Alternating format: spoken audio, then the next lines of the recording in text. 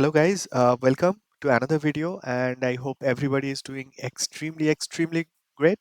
So today the discussion point of my video is of this particular video will be like to discuss about one of the phenomenon that the tech fraternity is been discussing since yesterday.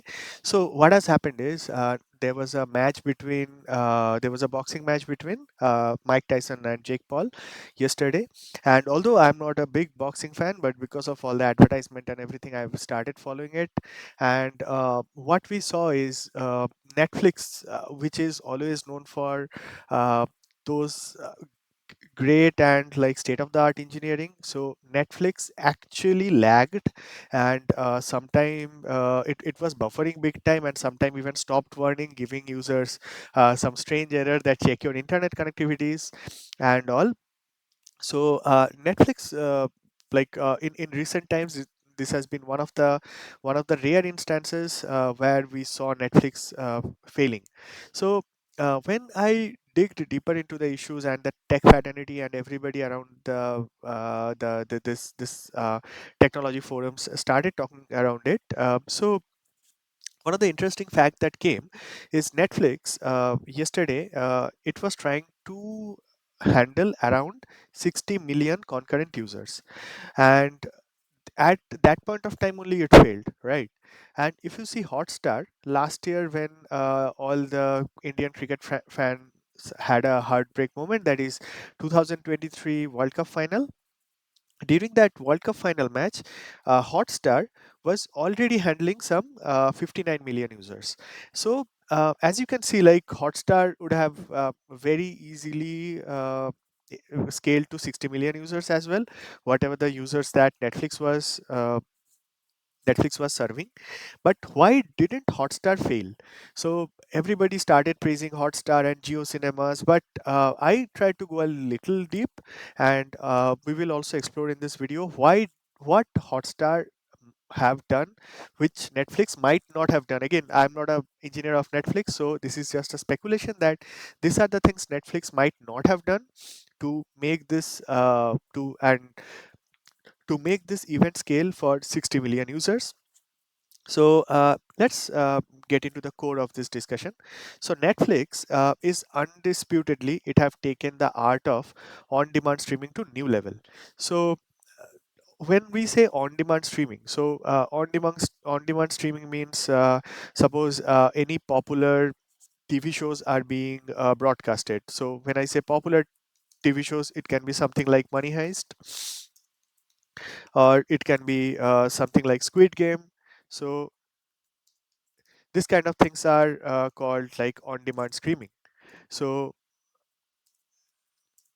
and totally different kind of tech is like fully live streaming. So when we are talking about the live streaming means like sports, any kind of sports event, whenever it is getting it is getting streamed across the internet. That is one of the live streaming of yeah, that is not exactly on demand streaming, and that is where some architectural differences happens around the live streaming and on demand streaming. So let's dig a little bit more what exactly the difference between the on demand streaming and what happens there. So in on-demand streaming, suppose let's take something like this Squid Game. Okay, so Squid Game again. I think everybody is it's been a really popular show, so everybody might have seen. So I'm taking this example because it is initially when it got released, it was particularly a Korean one. So how Netflix initially scaled and how they later point of time scaled, we will just discuss that point to understand few nuances around the on-demand streaming. So in on-demand streaming, what happens is, so there is this a huge video file that we have, right? So this huge video file or the raw video file, I would say, like this doesn't have any kind of format at the at initially. So what any kind of uh, any platform, like be it Netflix, be it even YouTube, when we upload a video, it takes it as a raw format, and then what it does is it passes it through something called transcoder. So Now again, what exactly a transcoder is, we will just discuss this thing a little bit more details. So what happens in the transcoder is, once we uh, pass our raw video file into transcoder, it generates different kind of it keep on generating different kind of resolutions, like for this 360p, 480p, even on 4K or whatnot. So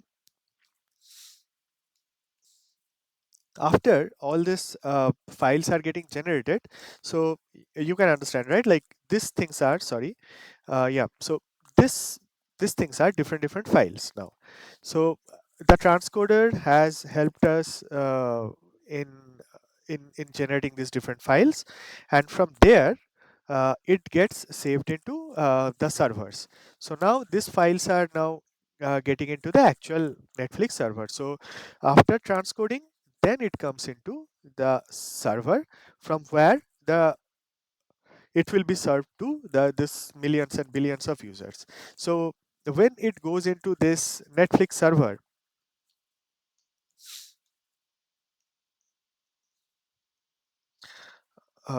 yeah, so when it goes into the Netflix server, so then what Netflix does is, to make it very fast, I mean, the, the directly giving any video to the user from their server will definitely be not an optimal experience. So what it does is, it goes to the different geographical CDNs.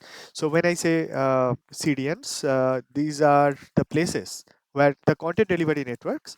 So these CDNs are like CDN for US, or maybe there are different CDN for the East US, South US, North US, different kind of CDNs are there. So excuse me, this will be CDN, not CND. Yeah. So it distributes all its video to this CDN, and once it is being taken into the CDN, so suppose this is going to be Asia. Once it is going into different kind of CDNs, what is further done is, the in between API servers, what they do is, they divide this video into chunks. So when I say chunks, it will be like specific timestamp specific chunks. So I will just draw it out and then tell you the concept that is being used there. Yeah. So uh, the people who might have gone into the little bit into the developer tool during any kind of video run, they might have seen this format called M3U8.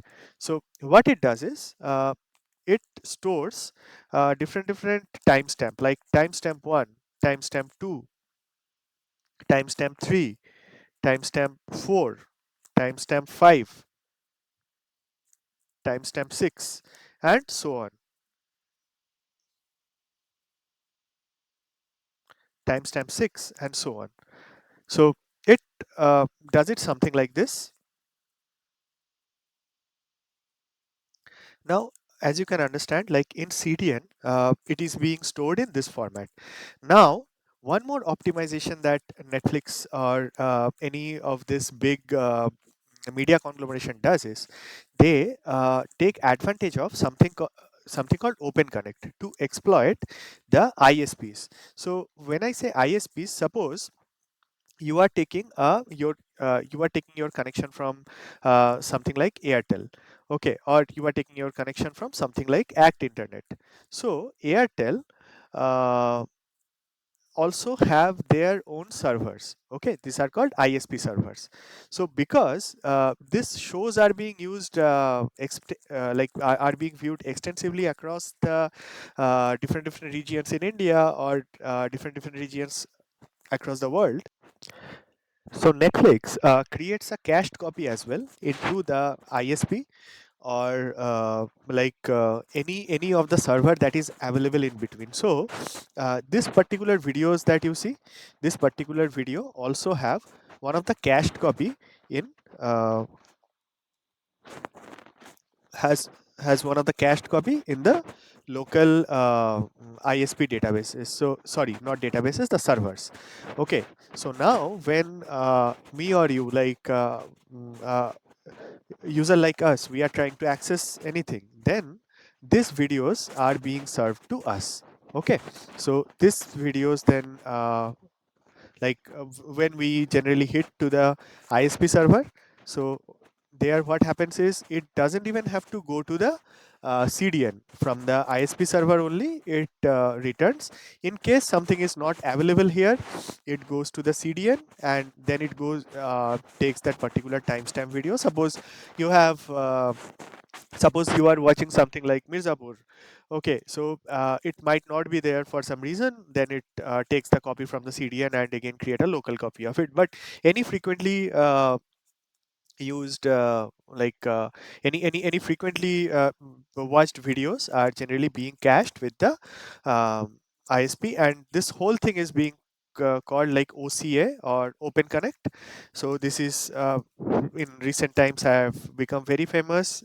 Like you can read through more around it, like what exactly is the Open Connect is. Now, there are multiple things around this. Like for example, when we are doing a seek, for example, from timestamp 1 to we can go to timestamp 6, or timestamp 6 to we can go to timestamp n minus 1. Anywhere we can go. But here, this will be fundamentally differentiated between the uh, on-demand streaming and the live streaming. So this part that we have been discussing, this is uh, this is what on-demand streaming is. So this is what on-demand streaming we have discussed. Now, now we will try to discuss what happened in a live streaming. So that will be more interesting, and we will try to understand in which way these are different. So in live streaming, what happens is, like in this side, there will be some kind of a camera, right? So here, some kind of a camera is there. And what this camera does is, this camera uh, keep on generating the feed. Like again, it is sort of a video feed that it generates, and it generates like a video feed of 5 seconds intervals. Like it doesn't really create a video feed of 5 second or 10 second. I think there are different kind of methodologies are being done by different platform. So 5 second or 10 second videography that is being given into the into the server of the Netflix. So then what Netflix server does is, so again, this is the Netflix server. This is the Netflix server. Then what Netflix server does is, once it takes this video, it again transcode it into different things to serve it for the different resolution. So for example, if anybody is accessing from a rural area, the internet is not good, so they might not be getting that 4K w- video. Or I think also there are some user specific distinctions as well, like if you pay this much amount of money, I will give you 4K, otherwise not, something like that. So this Netflix server, then what it does is, it takes the same transcoding, and from transcoding again, it stores into the CDN servers, like the content delivery network. Okay, so CDN is again like geographically distributed place. So you see, in this 5 second or 10 second time window, like this has to be really really fast. Like this whatever this four steps that we see, getting that 10 seconds video feed, pushing it to the Netflix server, from Netflix the transcoder, and from transcoder, when we are going into the CDN. So as you can see, like this thing will take some, like has to take milliseconds, otherwise this will not really serve any purpose. The whole event will not be live. So once the CDN is done, here what happens is, like all these steps are definitely like it transcode to different bit rate at different resolutions. But from CDN, then what happens is it is directly being transferred uh, uh, to the end user. Like when I say end user, like the laptop or whatever the place from where the end user is actually accessing this video. So this is a basic difference that happens here. And now you can see the main problem is there is in this flow there is complete real time transcoding is happening, and there is no luxury of ISP cache. So, in case this transcoding takes a little bit more time, or the CDN somehow takes a little bit more time to return that particular data, because of like in CDN, suppose it has a tremendous load from the user. From there are so many millions of users keep on hitting the CDN. So CDN might not be scaled to our CDN servers, and the in between API layers might not be scaled evenly to handle that traffic.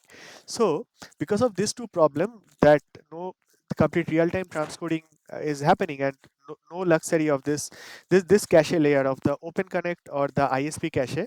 So Netflix, Netflix or any other provider, being Hotstar or JioCinema, they cannot make it as seamless as the on-demand streaming. So this is basically the difference between the on-demand and the live streaming.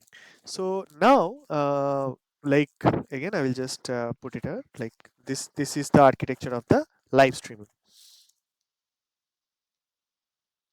Now, the next question that you will be asking, that the point in which I started this video, that Netflix has actually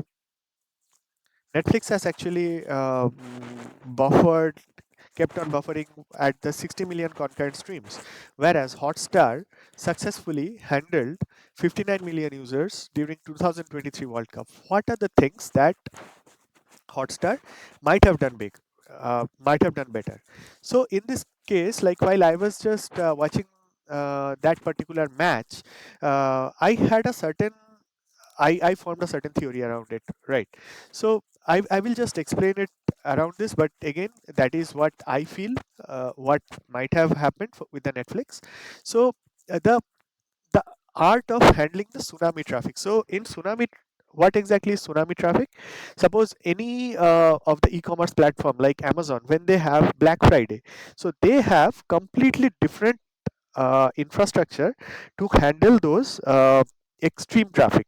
Those kind of traffic during Black Friday or any other festive sale are being called the tsunami traffic of on a certain application. So if we when I was seeing that match, I saw the moment that particular match started, because there were some other sports events were getting streamed before that. The moment that particular match started, probably there was a tsunami of traffic. And what has happened at that very moment is Netflix might not have scaled their application properly to handle that huge number of upsurge of the traffic.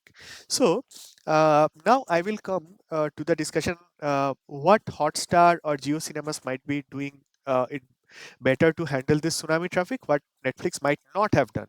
Again, disclaimer, might not have done. I'm not 100% sure whether Netflix is already doing it or not. So there is a while researching around it, there is a certain video, if you go to YouTube, you will see how Hotstar scaled to during 2019 World Cup, India versus New Zealand match, how Hotstar scaled around 50 million users, and I think at that point of time, whoever their principal engineer Gaurav, he was giving that particular talk, and there they have been explaining one of the very core of core of scaling.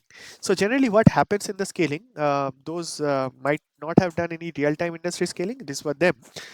In case a particular application is suppose getting 10 users, and suddenly it starts getting 10 million users, so there is a huge jump, right? So the particular server will definitely be not in a state to handle this 10 million users. So at that point of time, based on the number of requests that we are getting, or CPU usage, or there are other n number of parameters, using that, what we do is we will generally create n number of application instances which will suit our need, and we will use a load balancer around it, so that the application is distributed, the application traffic is being uh, distributed evenly. Application load balancer. So this is a very basic idea of scaling. Now what might have happened there is like uh, m- Netflix definitely have some kind of a scaling logic, but when tsunami traffic comes, so what happens is this particular instances, suppose this is instance 1, this is instance 2, and this is instance 3. So any of these instances, like when we are talking about 2 or 3, any of these instances, just to spin up these instances, they are not being ready beforehand. I mean, they are not pre-baked, right? So to get the whole configuration, everything stuffed into this instance and getting it up and running will take some time. So the moment the users have hit the application, probably that uh, this servers or this instances are still in a cold state, like they haven't gone into a real warm state where they could be ready to serve the traffic. So uh, what Hotstar or GeoCinemas are generally they do is, for this kind of cases, to handle this kind of cases, they take help of AMI, that is Amazon Machine Images. So what this Amazon Machine Images does is it creates the image of this particular instance of one, okay, and that particular copy can be spinned up in no time. So the idea is like it is always in a like these copies that we see, these copies are to be put in warm state beforehand only. So so Hotstar generally pre-warms it infrastructure. So we can call it like pre-warming of infrastructure. That is what Hotstar already does. That is why the the moment any surge comes, generally what happens is like when that toss happens, there is a huge surge of the traffic in a cricket match. Then there is a in between time when the batters are getting ready to come into field. So again the users go down, and the moment the match starts again, it goes to the next level, like a final or semi-final match in a country like India, you can imagine. So, for pre-warming infrastructure, what Hotstar does is called pre-baked AMI. So, sorry, this spelling, pre-baked AMI, and the container images that are pre-configured with all necessary software, and this eliminates the delay caused by configuration tool. Like if you are a DevOps guy, a Chef, Puppet, or something you might be using to do this kind of things. So that is being totally that unnecessary time is totally being avoided. So this is the key point of this, that is the pre-baking of AMI images, right? This is the basic key point of the like how they handle tsunami traffic. And after this, if I take it as a point number one, so another very important aspect, like in that particular video which I am referring to, which was coming, was the amount of load testing is being done. So when the extensive load testing to be done with this huge spike of the with huge spike and huge cold time, like huge downtime. So the user might go up like this, and it might come down like this. So if the graph is so extreme, so then only one thing we can do is we can use our load testing frameworks, and we can equip this to simulate the real life traffic pattern, and that is what Hotstar documentedly has done using Hulk machines. So these Hulk machines are like huge machines, which can when I say huge machines, like huge in terms of the GPU, the CPU, and all the other uh, machine parameters. So these machines can handle the load like anything. So these machines are being battle tested, and also the scaling rule that they use. So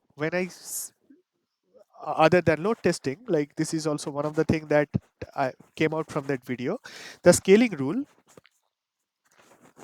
that they have used is generally, like if you see across across the world, the scaling rule generally people use using the CPU usage. Okay, but like for Hotstar, the CPU usage is not their parameter. Their parameter is concurrent